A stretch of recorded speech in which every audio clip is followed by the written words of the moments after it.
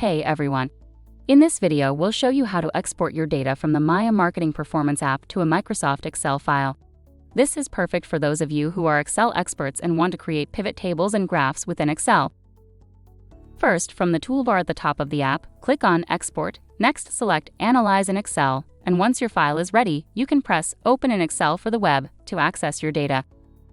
Here, you'll find a pivot table where you can use all the elements available in the Maya app to create a table that suits your analysis needs.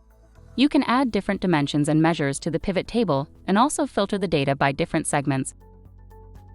Finally, for those of you who prefer the desktop version of Excel, you can click on Editing at the top right corner and then select Open in Desktop app.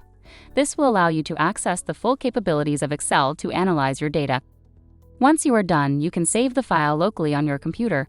When you need to access the file again, you can simply click the Refreshed button to retrieve the most up-to-date data directly from the connected data set. So happy reporting, everyone, and don't forget to share the app with more Power BI users of your tenant to share the Maya experience. Thank you for watching. Bye-bye.